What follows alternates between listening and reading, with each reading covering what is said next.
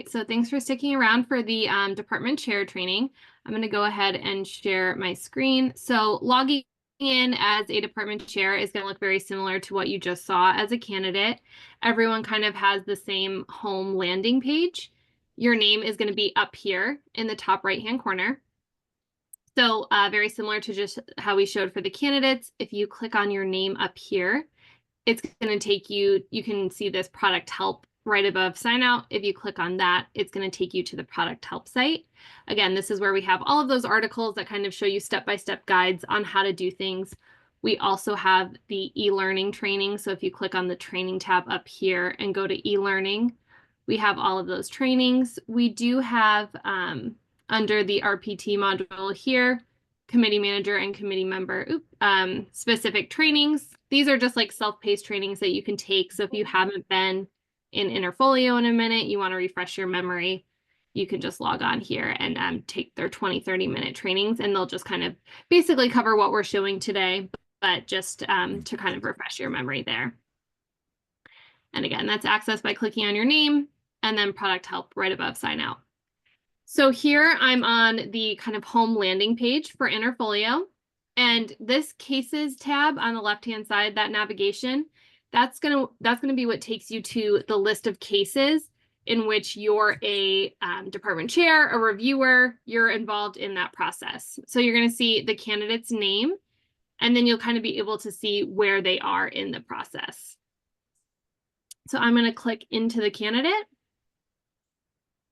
And the first thing I wanted to show you is how to request those external evaluations. So you can actually do that directly from the system.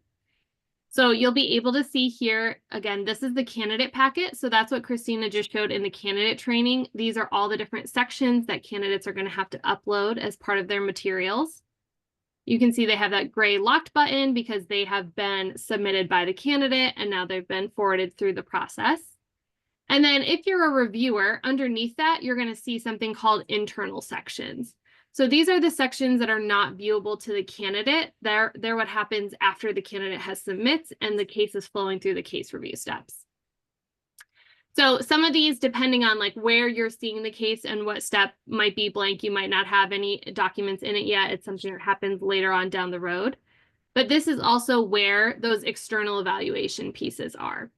So it's really easy to request them from within the system. So how you go ahead and do that is just under external evaluations, request evaluation, and then you can add multiple reviewers at a time. So I'm just going to kind of use myself as an example here.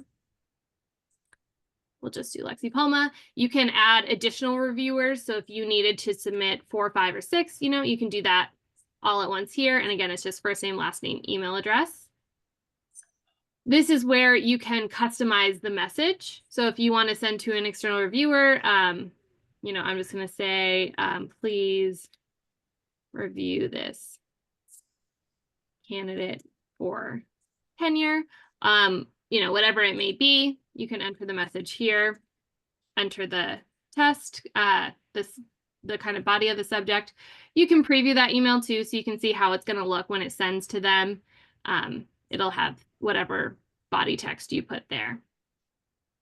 The external viewers will be able to click this kind of view request link, and it's going to take them directly to that candidate's materials. So I'm going to go ahead and just add the files. So you can see we have labeled the materials to share with external evaluators. So you know very clearly what materials you should be including in this message to send to those external reviewers. So I'm going to go ahead and click, and you can even search by section. So if you just wanted to highlight all of the materials to be shared with external evaluators, you can highlight that section. I'm going to go ahead and select all of those files, click save, and now all of those files that you've selected are going to be shared with the external evaluators. So finally, the final questions that you have to set, deadline. So if you have a deadline, you can go ahead and put it here. I'll just do, let's just say like the 27th. The nice thing about setting a deadline is that if the evaluator has accepted the evaluation or accepted like that they're going to serve as an external evaluator, but they haven't uploaded their materials yet, the system is going to send them a reminder 7 days and then 24 hours before this deadline. So obviously once they submit, they won't be getting those reminders. But if you set this deadline and they haven't submitted, they'll get kind of an automatic push reminder just to let them know, and you won't have to do anything for that. That'll go out automatically. And then you do have the option to allow them to submit additional files. The default is no, but if you ever needed to, for some reason, allow them to submit additional files, you can click that, and that would just let them upload more than just their evaluation. A typical use case here is like if you require evaluators to submit their CV or their bio as part of their review, but the default is no. And then finally, you're just going to choose who has access to this document. So essentially, when those external evaluations are coming back, you choose who has access to see them. Again, because these are internal case sections, the candidate's never going to see them. But your options here is whether or not you want administrators and the entire committee to see them, just committee managers, or administrators only. So you have those options here, and then you just go ahead and send the request. That request is going to be sent directly from the system. And now if I were to look underneath that internal section and click on external evaluators, you can see that it's when it was requested. So once I were to fill this out and then send it back, then I'm going to have the ability to be able to click on it and actually see the evaluation. You also have the option, so under here, under edit, you can edit and resend the request. So if you've asked an external evaluator for a request, they've agreed to it, but then they need an extension on the deadline, you can come back in here and extend that deadline for them, if that's kind of a practice that you allow. So it's really easy to do it directly from the system, and you can kind of just send that out. Is there any questions on that piece? I see there's a lot in the chat. Is there anything there that is particular to this? Would somebody be able to submit a letter after the deadline if I didn't extend it? No. So the deadline will cut it off. I know it's not preferred, but are we compelled to solicit letters and use this system exclusively, or could we go get the letters through the old email process and upload the letters we receive? So I would highly encourage you to use this system because of many reasons. But let's say that you have already requested the letters and you have them, right? And you can certainly upload things to the system, right? Lexi, how would they do that? Yeah, great question. So if you wanted to, like if for some reason someone missed the deadline, they emailed it to you, right next to that external evaluation button is this add file button. So very similar to like the candidates adding files. I'm just going to do like a test document here. If it were to come like peer eval, I'll just say peer eval from, so if you needed to upload the file separately, you do have that ability under add file to just add it, not using the system recommendation. And so that's going to populate right down here. It'll show a little bit differently, but you do have the ability to add it, yes. You may have covered this already, but where do you specify the committee members? The committee members are set, that's at the case manager level. So when the case is being set up, those individuals will be specified. And that can be, the committee members can be identified after the solicitation of the letters? The case managers and the administrators for the system will always have access to who the committee members are, yeah. But that could be set up after the solicitation and the receiving of the letters. Yes, you can continuously edit committee members, yeah. Okay. All right, there was one question brought up in the chat, the phrase external evaluators, what does that mean in NIU? That would be an NIU question for... Sorry, could you repeat that? Yeah, it's what does the phrase external evaluators, what does that mean in NIU's terms? It means what it means everywhere is people outside of NIU that evaluate your work and submit a letter. Barbara, they might be asking, sometimes people have questions about who may be an external evaluator. What are the guidelines around who should or should not be used as an evaluator? So that varies, I guess, by college or department. So you have to reach out to your college and department to figure out what the rules are. One question that I did see in the chat is when you're requesting evaluations, it is a single line per evaluator. So like, you would have to do one person's line and then, well, here, I'll do you, Christina. So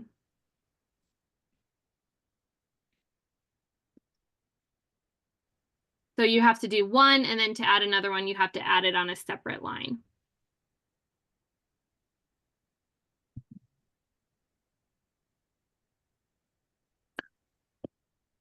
So a question regarding the external evaluation later.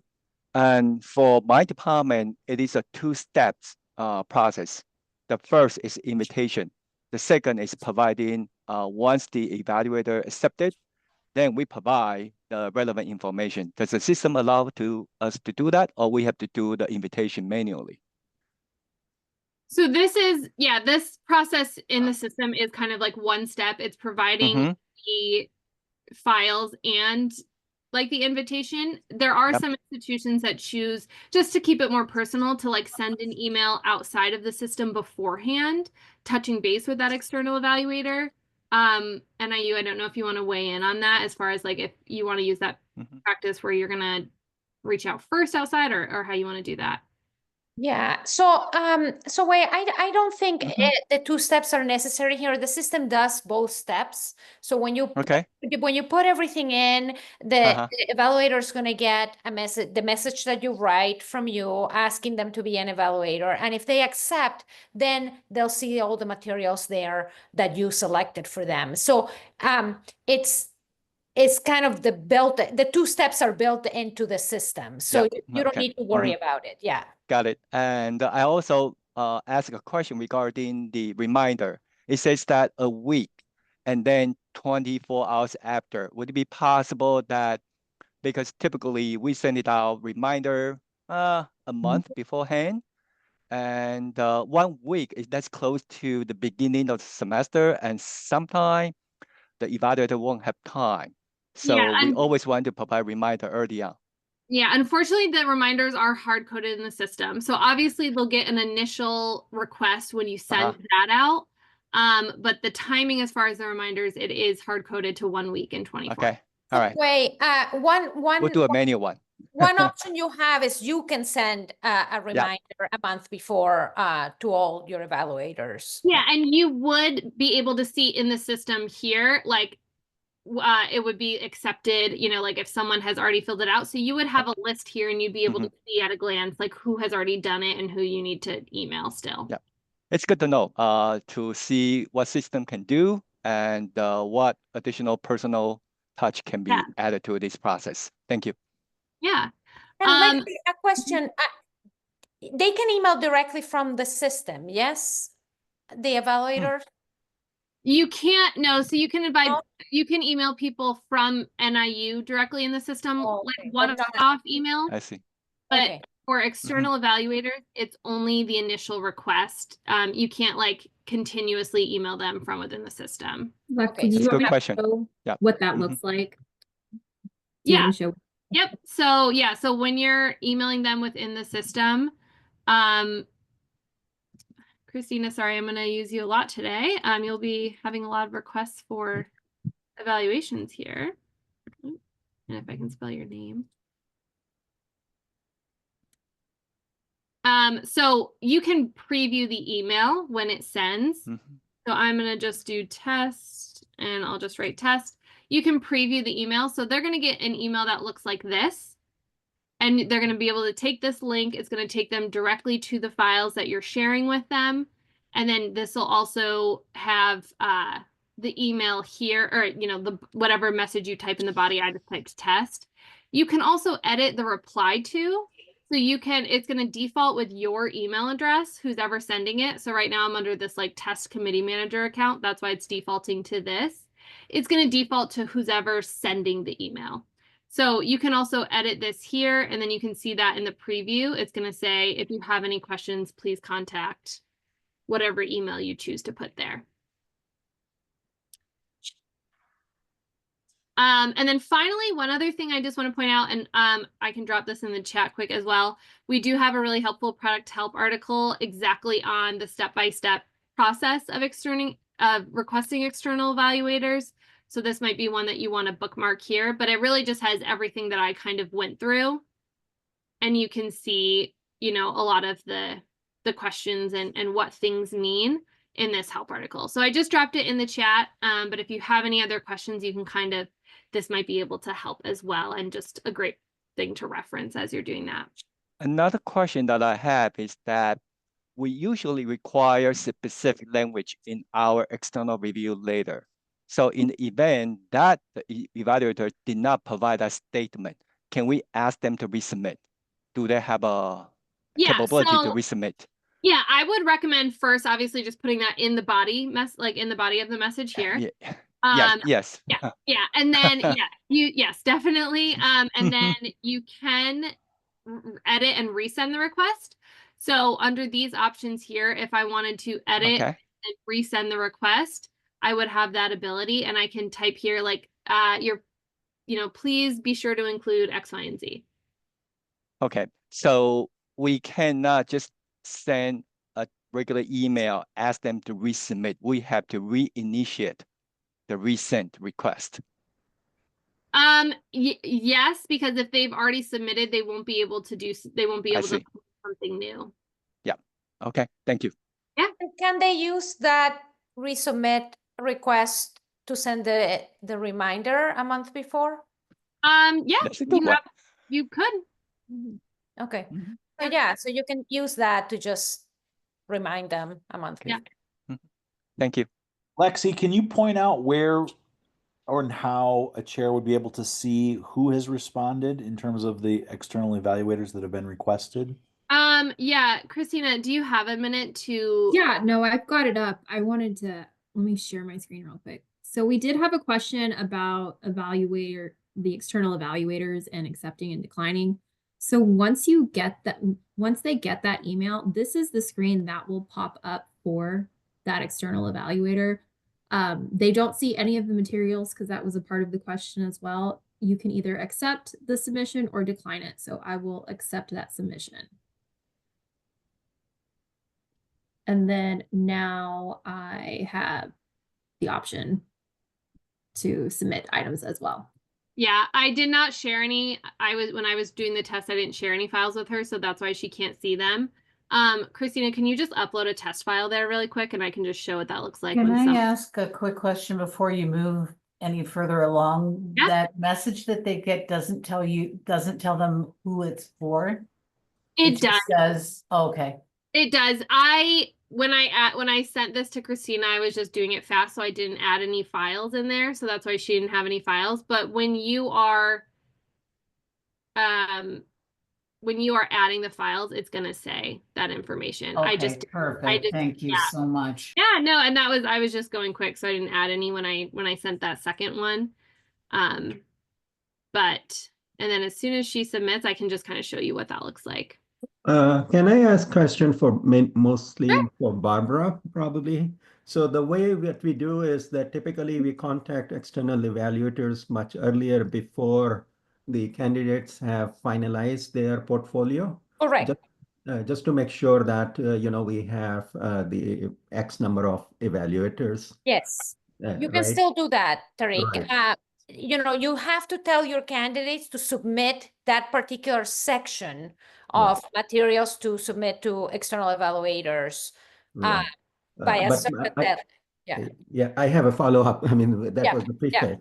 So we do that. So most likely we'll be doing that manually. And once we know which those evaluators would be, we will be putting that in the system, and the system will be sending them those messages with all the required material. However, when we do part two, in part two, we provide a list of all the evaluators that were contacted.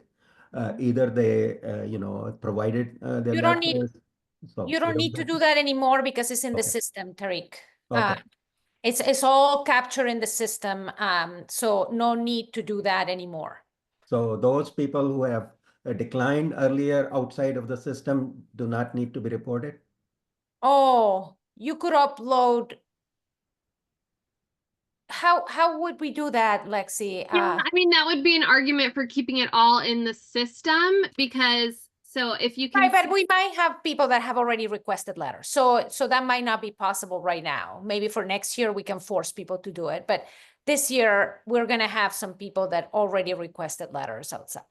Yeah, and I mean, what you can do too. So again, you have the option to add a file here. If you wanted to just draft up a Word doc saying this person was requested, they declined, this person was accepted, they approved, you can add that file to this section and it'll become part of the record of this case. And until you've like fully converted over to using this method, that might just be a good solution so that you have that record, just like, again, a one-page doc with just a spreadsheet of who said what and who requested what. You can add that right into here. Great, thank you, Lexi. So, Tariq, yeah. does this answer your question? You can add there the information. Sure.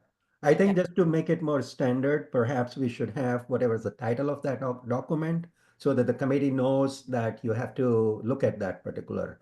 I mean, I want to make sure that by moving into, Interfolio, we are still capturing the same information that we typically capture previously. So, and also we want to make sure there is no, I mean, it's like, well, some committees or chairs, they decide not to submit that information. Others may decide to do so. Then it's a, inconsistency. And so. Right, so that's what we're trying to avoid with this system here. Whether you do it or not, it's going to mark it, and it's going to provide the information. But yes, I mean, I think that we will train the committee members to look at all the pieces. Yeah. And it'll populate, like the list will populate here. So you can see Christina, like this one here says submitted by Christina. So anyone that's submitted, you can see there would also be an option if she's accepted but not uploaded her file, it would say accepted by Christina. And then if she had denied, it would say denied by Christina. So the system, when you send out the request from the system, it does record, what they responded. And that'll become part of the case. But again, yeah, while in your first year, while you're getting used to it, you might just need to add a file here with like, I don't know, record of whatever you want to label it as, but just having that as part, you can add that file. Any other questions on the external evaluators?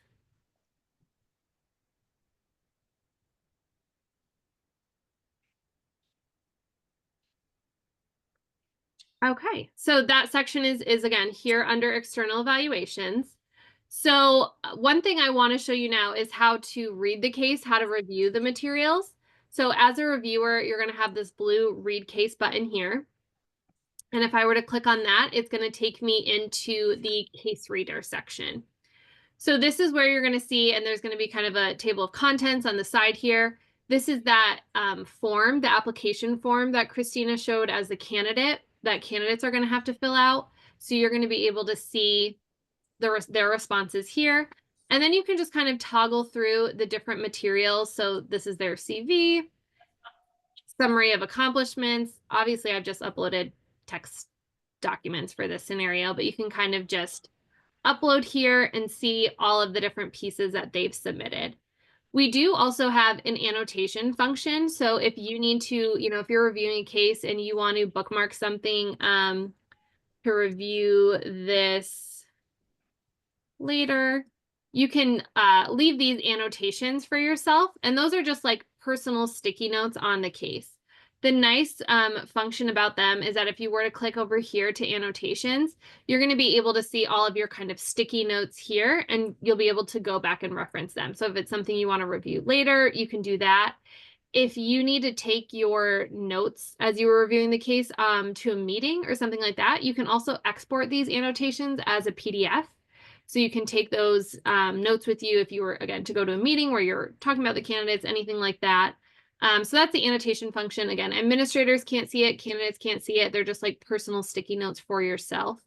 One thing I do just like to mention is that obviously anything in the system is discoverable in any kind of legal case. So just making sure you're using best practice there as far as what annotations you're leaving. And then I can click back over to Packet. And again, just like read through the materials here. You're going to be able to see all of the different materials. And because you're a reviewer, you're also going to have access to those internal case sections. So I have the external evaluations. Those are going to populate here. The peer evals, you'll be able to see those. So I'm going to now return to the case. And the last thing I want to show is if you are a committee reviewer, committee manager, department chair that has action items on your step, when you're under cases, you're going to see this kind of red little flag here, which means there are required documents on this case. That means you can't forward the case until you've completed those requirements. So what that looks like, I'm going to click into the case. And under case details, you can see there's a 4 here. So that means there are 4 requirements that I have to complete before I'm forwarding the case on to the next step. So there are some instructions here. So there's a form that you have to download as part of the required forms here. We have these kind of required items. So it looks like the part 1 form that you're going to be required to download. I am just going to add a test file here, but in a real life scenario, you're going to want to download that form, fill out the correct form, and then upload it here. So it's very similar to exactly what the candidates did. You're going to have this little add button here, and that's where you're going to upload the materials. So I'm going to just browse to upload a new file. You can see when it's selected. You can add what section it's going to. So I am the department chair. Let's say I am putting it under, I'm just going to say any relevant department or divisional correspondence.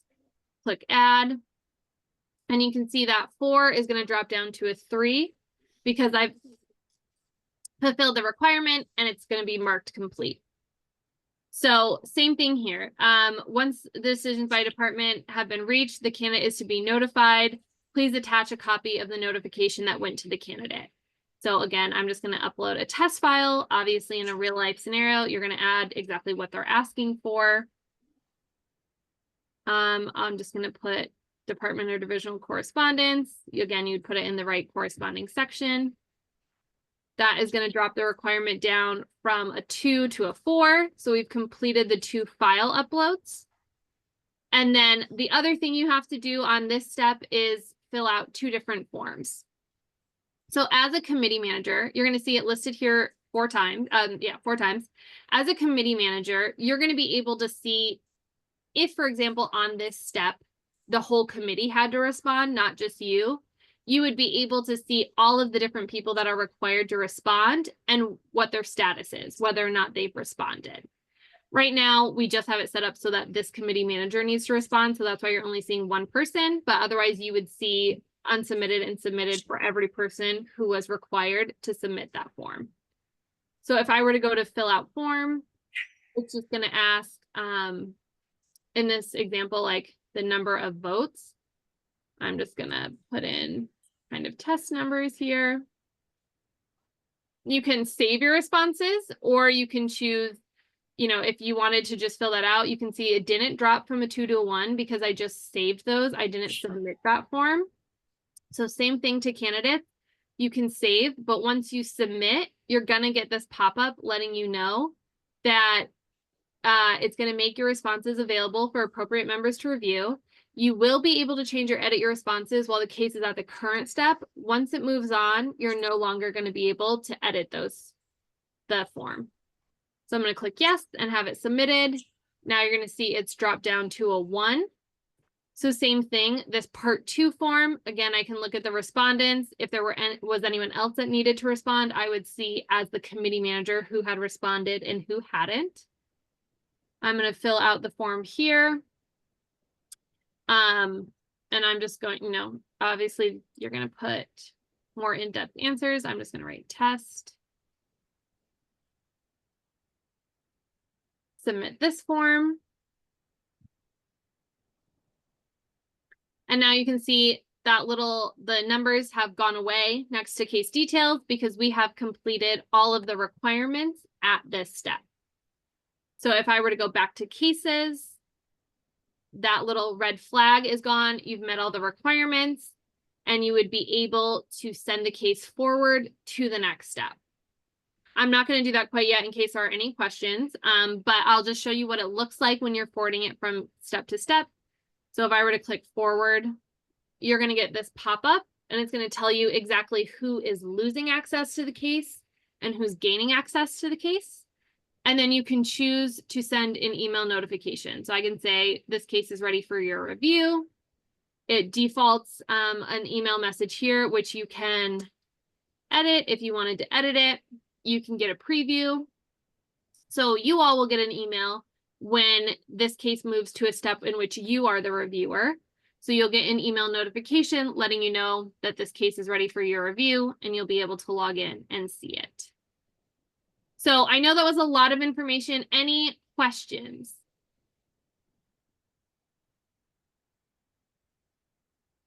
Yeah, David, if you want to just. Yeah.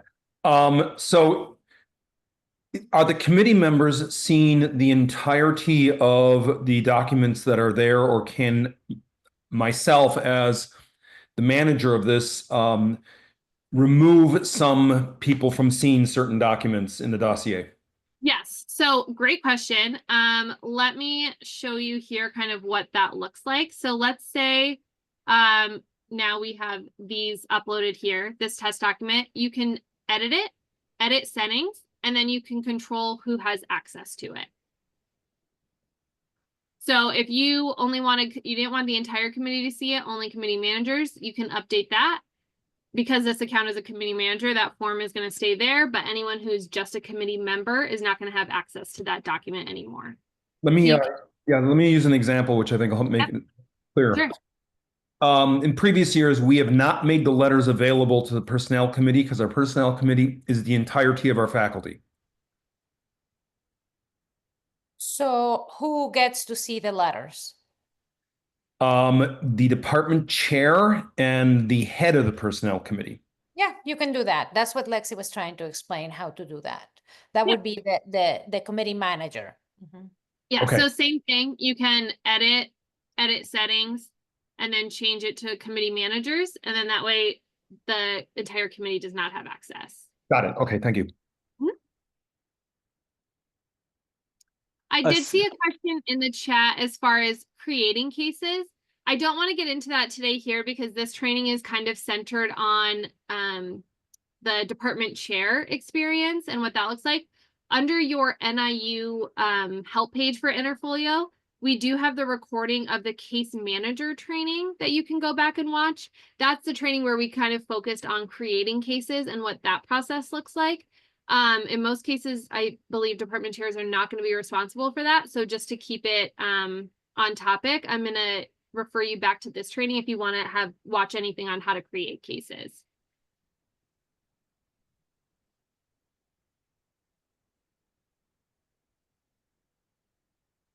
I'm just trying to, just real quick on the, so the case, so it would be nice to have like a glossary as to who is a case manager, who is the evaluator, who, some of that stuff would be really helpful to have. Is that available on your site, or is that something NIU will have?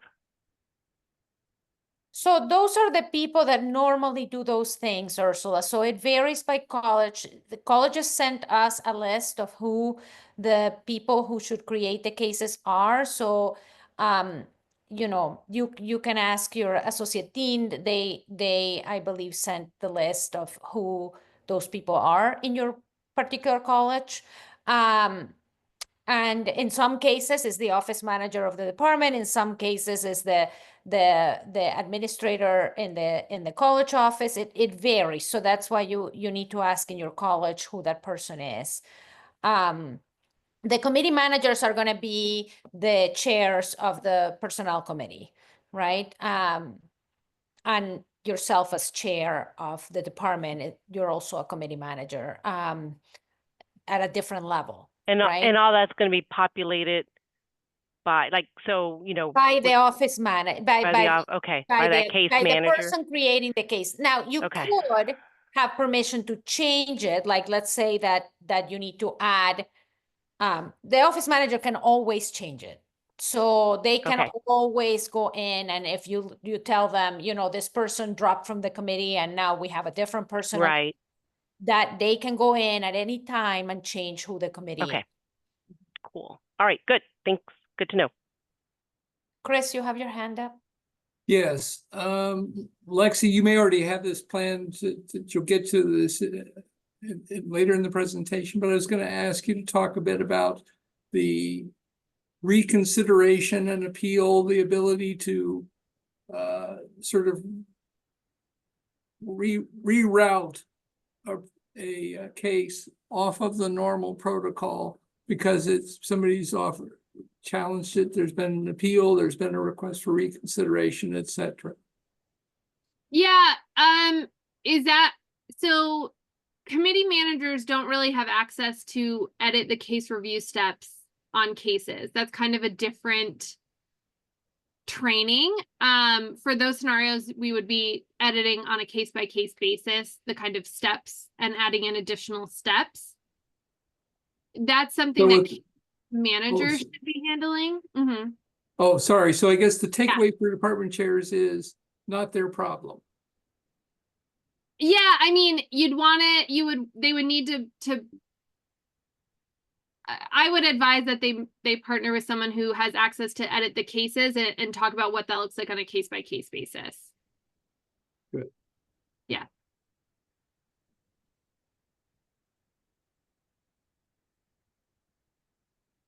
Any other questions? I'm trying to just see the chat too. Yeah, Joan. I wonder if it wouldn't be helpful, since we've had so many requests about it, to have on the Interfolio at NIU page, the case managers for each college and or department under a college, if it's a office manager, identified. I know that Celeste needs to know because she has to give them the proper access, but I can see where chairs, associate deans and deans may want to know who the case managers are for each specific area. I would rather email it directly to the chairs. I don't want to necessarily put that information. I don't want candidates emailing the case managers. I mean, like. So who should they reach out to get that information emailed to them then? Their associate dean. Okay.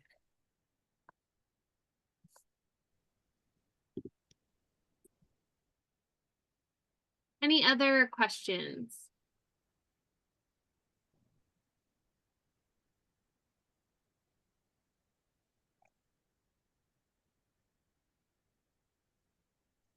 One thing I did want to just go back to case details. Let's see if I can get it back here. So when you are submitting a form, you do get a pop-up letting you know it. So it is similar to the candidates pop-up. It does let you know exactly what's happening by hitting submit.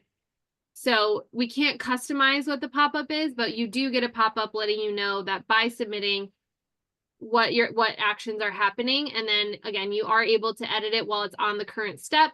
Once you move it on to the next step, you'll no longer have access. So you do get because it is a different action, you get a variation of the pop-up, but there is a pop-up.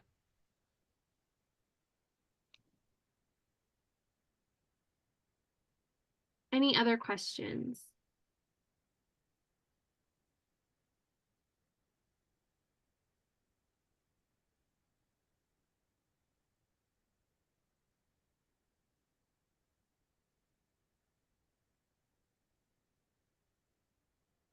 All right. Well, thank you again for joining. Like we said, this recording is going to be, this training is going to be recorded, so you will have access to that.